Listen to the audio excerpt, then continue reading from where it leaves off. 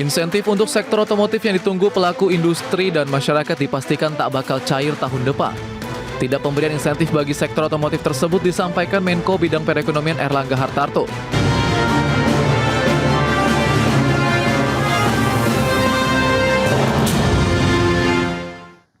Ya, pemirsa, pemerintah memastikan tidak akan memberikan insentif untuk sektor otomotif di tahun depan dan pemerintah menegaskan industri otomotif dalam negeri saat ini sudah cukup kuat.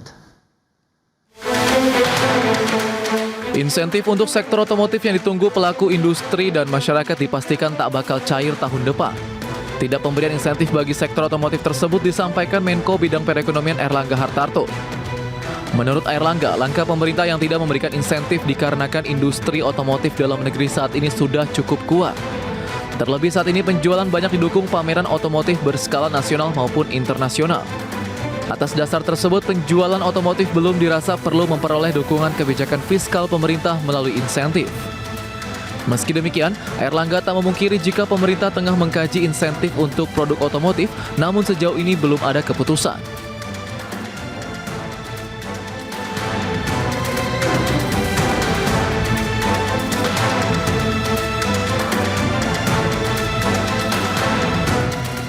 Ya, sementara itu Menteri Perindustrian Agus Gumiwang Kartasasmita menyayangkan tidak adanya pemberian insentif bagi industri otomotif di tahun depan. Pasalnya, pemberian insentif dirancang untuk mendorong pertumbuhan industri kendaraan bermotor dalam negeri.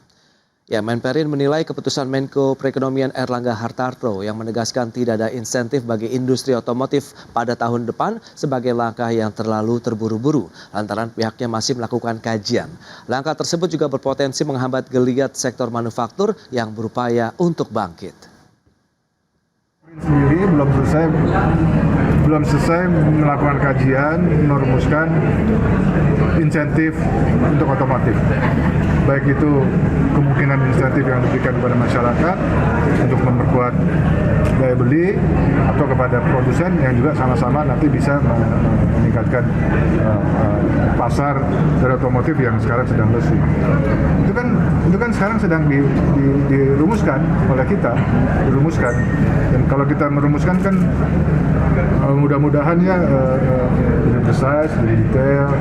Kita juga lihat cost and benefitnya ya, untuk negara, untuk masyarakat. Itu pasti kita rumuskan kok. Ya, itu pasti kita rumuskan. Baik pemirsa, untuk membahas tema kita kali ini, harap-harap cemas menanti kucuran insentif otomotif di tahun 2026 sudah tersambung melalui Zoom bersama dengan Bapak Bob Azam, Ketua Bidang Industri Logam dan Alat Transportasi Kadin Indonesia. Kemudian ada Bapak Wijayanto Samirin, Ekonom Universitas Paramadina. Langsung saja kita sapa ini. Halo Pak Bob, apa kabar? Kabar baik. Terima kasih Pak Bob atas waktu yang disempatkan. Kemudian Pak Wija, apa kabar? Baik, Assalamualaikum. Waalaikumsalam, terima kasih atas waktu yang disempatkan. Sebelum membahas lebih jauh, mungkin Pak Bob bisa menyampaikan review ya terkait dengan sektor otomotif begitu. Kalau misalnya kita review di sepanjang tahun ini, seperti apa sih, apalagi dengan beragam kebijakan juga yang sudah digelontorkan oleh pemerintah di sektor otomotif sejauh ini nih Pak. Nah, sebenarnya industri otomotif itu kan sejak 10 tahun yang lalu ya, tahun 2015 itu sudah mencapai 1 juta unit ya. Oke. Pasarnya ya, ditambah dengan ekspor sekitar 300-400 ribu. Nah, kemudian diproyeksikan tahun 2015 itu 2025 ya, 10 tahun ke depan akan mencapai 2 juta unit plus ekspor yang diharapkan bisa 1 juta unit. Jadi berdasarkan data itu, industri otomotif sudah melakukan investment ya untuk melakukan capacity up. Jadi kapasitas industri otomotif sekarang 2,3 juta.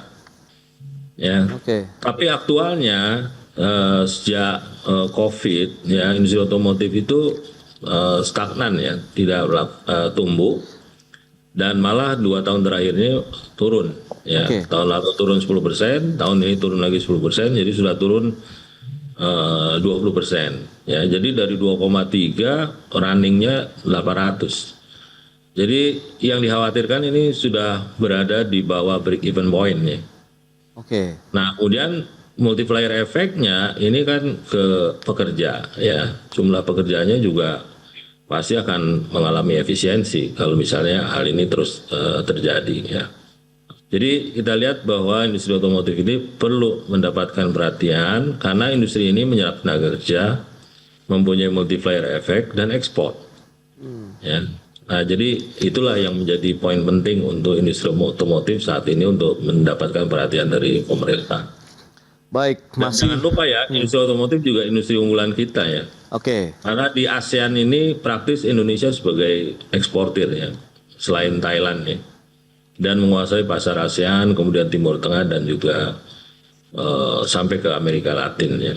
Jadi industri yang sebenarnya patut didukung ya.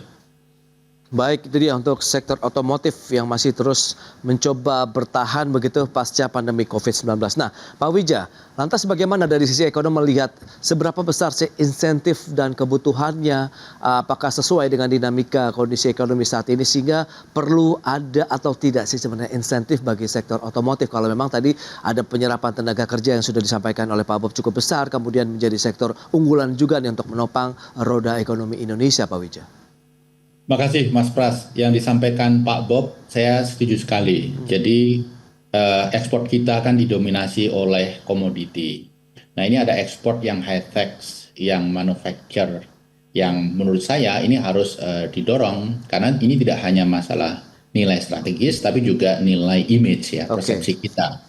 Nah tentang situasi saat ini, saya melihat antara Menteri Perindustrian dan Menteri Koordinator Perekonomian itu tidak ada permasalahan yang signifikan setelah saya dalami statement-statementnya. Ini hanya beda pendekatan dan beda prioritas. Pak Menteri Perindustrian ingin pendekatan maksimal, ya ini wajar. Beliau sebagai pemangku kepentingan industri.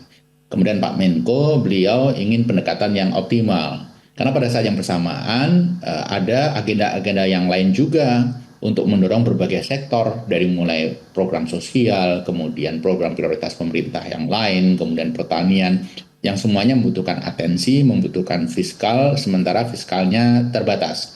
Jadi beda pendekatan saja. Tentang insentif, saya rasa perlu sekali insentif.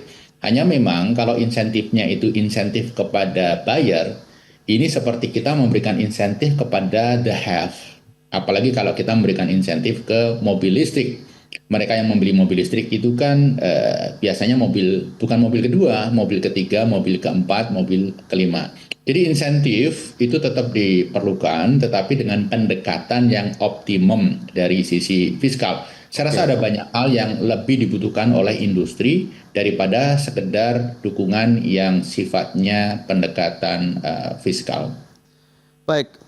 Insentif yang dibutuhkan oleh industri. Nah ini di bagian yang mana kalau kita tanyakan langsung ke Pak Bob. Ini sebenarnya insentif kalau Anda katakan juga insentif masih perlu. Tapi untuk produsen, masyarakat atau bagian yang paling utama saat ini dirasakan itu di bagian yang mana yang membutuhkan insentif tadi? Sekarang kondisi insentif tax kita ya untuk otomotif ya itu sekitar 40% ya jadi dari kalau kita beli mobil tuh 40%-nya itu adalah pajak ya. Sedangkan mobil listrik memang hampir 0% ya. Nah, jadi sebenarnya industri otomotif itu meng-create revenue kepada pemerintah ya. Nah, kalau industrinya turun, revenue-nya juga akan turun itu loh ya. Nah, jadi sebenarnya kita berharap adanya insentif yang nantinya bisa meng-create revenue. Nah, pengalaman kita setelah COVID itu, waktu COVID ya, kan itu sempat turun sampai 500.000, kemudian diberi insentif oleh pemerintah. Ya, finally revenue yang di-create oleh otomotif itu lebih besar daripada insentifnya. Ya, nah itu yang kita harapkan. Sebagai contoh ya, hybrid itu mendapatkan insentif 400 miliar ya dari pemerintah, meng-create revenue 5,5 triliun. Ya. BEV itu insentifnya 16 triliun, meng-create revenue 2,6 triliun. Ya, memang ini pure insentif ya. LCGC itu 440 miliar, meng-create revenue 7,2 triliun. Ya. Secara keseluruhan, industri otomotif itu meng-create revenue 50 triliun. Ya. Nah, jadi disinilah kita lihat bahwa seperti yang disampaikan Pak Wija, memang fiskal kita terbatas ya. Oleh karena itu, kita harus istilahnya smart spending lah ya. Kita bisa stimuli ya pemerintah ya untuk menstimuli ekonomi dengan memberikan insentif ke bidang-bidang yang memang mempunyai multiplier effect dan yang bisa memberikan revenue kepada pemerintah. Jadi nggak semata-mata ini akan menghabiskan anggaran, tetapi juga sebaliknya ini menciptakan revenue. Nah, kira-kira keseimbangannya begini. Sekarang kan dana transfer daerah itu dipotong 300 triliunnya. Nah, pasti daerah ini akan mencari sumber-sumber baru ya untuk membiayai pembangunannya. Nah, sekarang kalau daerah menaikkan pajaknya otomotif, itu otomotifnya akan lebih terpuruk lagi ya, obsen ya. Nah, justru menjadi multiplier effect yang negatif cycle gitu loh. Nah, jadi kita berharap bahwa nanti kalau misalnya pemerintah katakanlah bisa memberikan insentif, memotong PPNBM yang menjadi kantongnya pemerintah pusat, tetapi dengan demikian volumenya meningkat dan bisa meng-create pajak daerah, menurut saya ini bisa membalance transfer daerah yang sudah dipotong ya, jumlahnya kan cukup besar 300 triliun. Jadi ini yang kita lihat sebenarnya seperti yang sampaikan Pak Wijaya. Kementerian Perindustrian fokus kepada sektornya, sedangkan Menko Perekonomian itu bagaimana harmonisasi ekonomi secara keseluruhan. Ini kan bisa saling komplementari gitu loh, ya, untuk membuat kebijakan. Baik, berarti memang kalau dilihat situasinya, kondisinya masih tetap dibutuhkan insentif. Nah, tapi bagaimana? Apakah nanti perlu lagi ada duduk bareng begitu dari sisi pemerintah sehingga benar-benar mengkaji seperti apa sih kebutuhan insentif di sektor otomotif? Kita bahas lebih jauh di segmen berikutnya, Pak Wijaya, Pak Bob. Kita akan jeda dulu sebentar ya. Dan pemirsa, kami akan segera kembali usai pariwara berikut ini. Ya, terima kasih Anda masih bergabung bersama kami dalam Market Review. Dan berikut ini kami akan sampaikan data terkait dengan penjualan wholesale dari mobil di Indonesia. Kita akan cermati, ini range-nya dari tahun 2019 sampai dengan 2025 dengan periode Januari sampai dengan Oktober. Kita lihat memang pergerakannya di tahun 2019 sempat menyentuh 1,03 juta, kemudian di tahun 2020 karena kita tahu ada pandemi COVID-19 langsung turun setengahnya menjadi 500-an ribu unit begitu, kemudian melonjak lagi 2022, 2023 masih bertahan di 1 juta unit, 2024 mulai ada penurunan 865.723 unit, kemudian 2025 Januari Oktober sudah menyentuh 635 ribuan untuk penjualan wholesale, berarti dari pabrikan sampai ke distributor begitu ya. Dan selanjutnya kita akan lihat merek mobil terlaris di Indonesia. Ini range dari Januari Oktober 2025 juga. Kita lihat Toyota masih mendominasi sekitar 202.376 unit. Kemudian Daihatsu di 107 ribuan. Ada Mitsubishi di posisi ketiga 56.516 unit. Dan berikutnya, bagaimana dengan sektor penerima insentif perpajakan? Ini yang kita lihat mana saja. Ada industri pengolahan 141,7 triliun rupiah.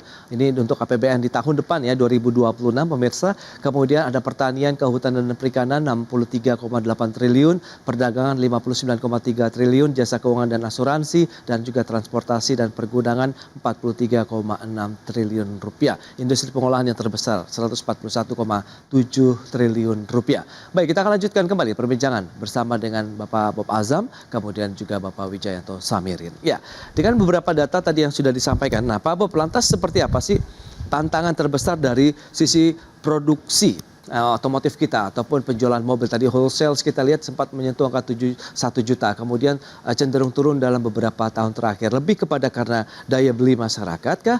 Atau memang kita melihat pangsa pasar global yang masih bisa digarap untuk ekspor misalnya, Pak Bob? Sebenarnya ekspor kan kita udah cukup baik ya. Ekspor kita bisa tetap ya di tengah situasi global yang lesu ya.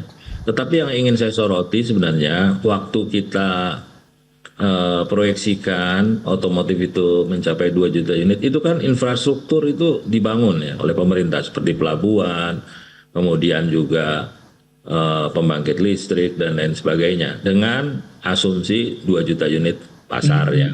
Kalau nggak salah juga pelabuhan Tanjung Priok kemudian Patimban juga dibangun dengan asumsi itu. Nah, sekarang kalau misalnya realisasinya lebih rendah, ini kan utilisasi infrastruktur yang ada juga underutilized itu loh. Ya, jadi bukan industri otomotif aja, tapi sektor-sektor pendukung juga under pressure ya. Kalau misalnya situasi ini terus terjadi gitu loh. Oke.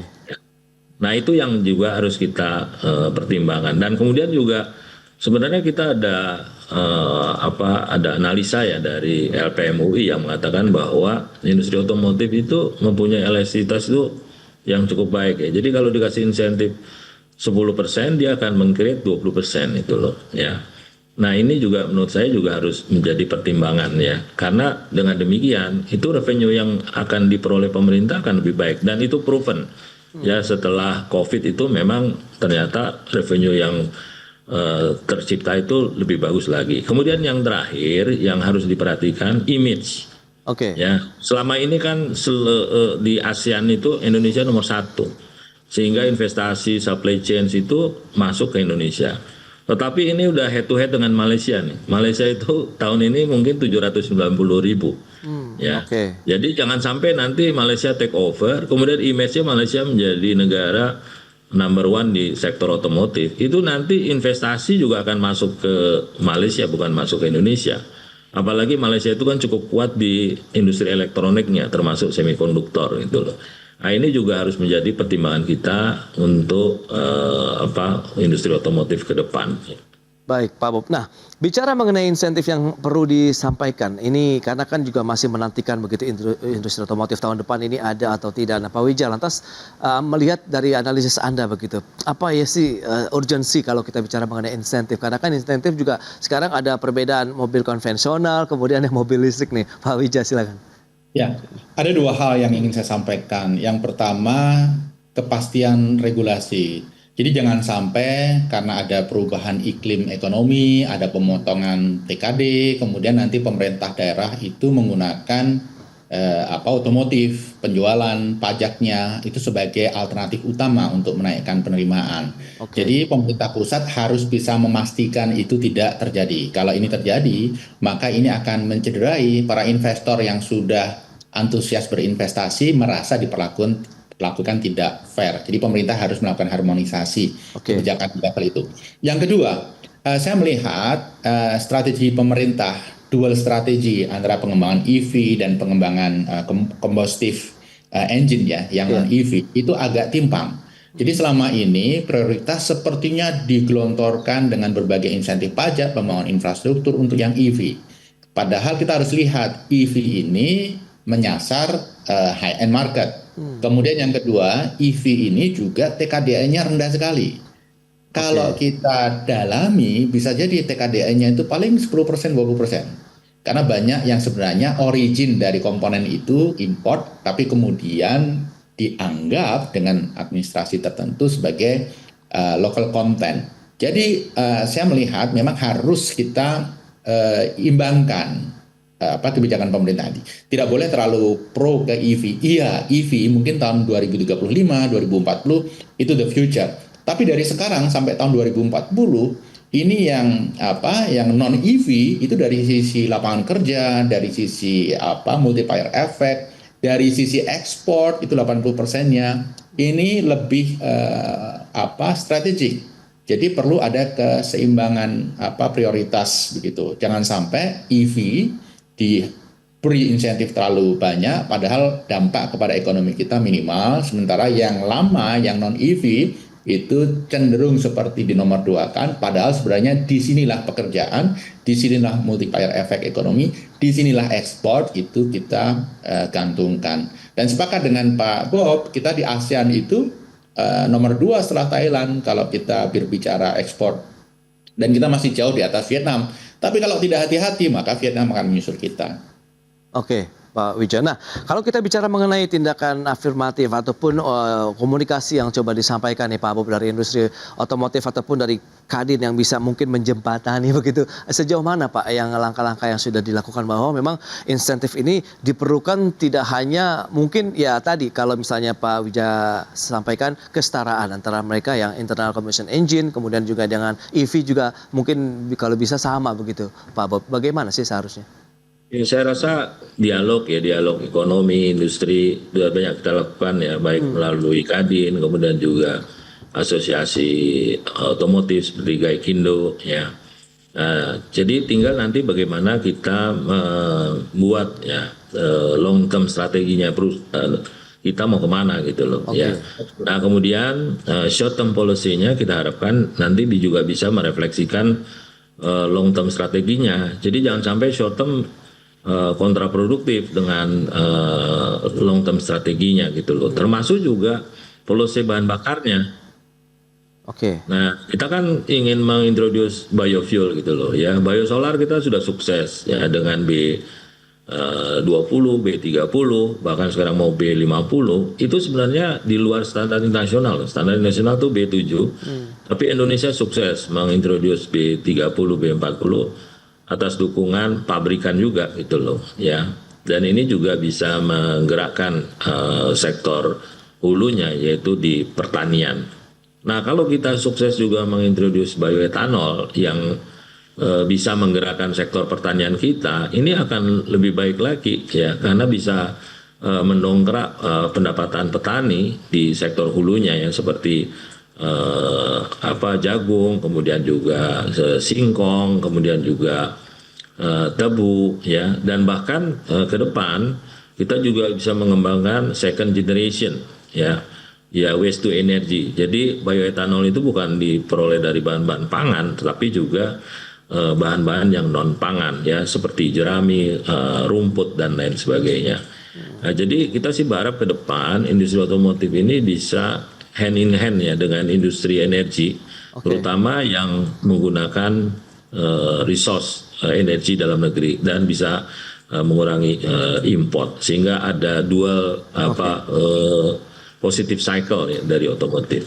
Baik Pak Bob, dan semoga nanti ada win-win solution juga ya, yang memang ini akhirnya menjadi solusi bersama bahwa ya urgensi dari insentif ini perlu, tapi perlu dicarikan ataupun dikaji lebih jauh lagi yang tepat lebih ke bagian yang manakah, produsen kah atau memang untuk masyarakat sebagai buyer. Sementara tadi ada catatan kalau memang untuk mobil-mobil listrik itu kebanyakan ya masyarakat yang memang untuk kendaraan bukan yang utama begitu ya, kalau Pak Wija sampaikan ya Pak, bisa yang ketiga, keempat, yang kelima, dan semoga nanti ini ada duduk bersama lah antara pemerintah sendiri kemudian juga dengan pelaku industri otomotif dan termasuk Kadin juga yang bisa menjembatani nantinya. Baik, sayang sekali waktu terbatas Pak Bob, Pak Wija, terima kasih banyak atas informasi, update dan juga insight yang sudah diberikan kepada pemirsa pada hari ini. Selamat melanjutkan aktivitas Anda kembali, salam sehat, sampai berjumpa kembali. Terima kasih Pak Bob, terima kasih Pak Wija.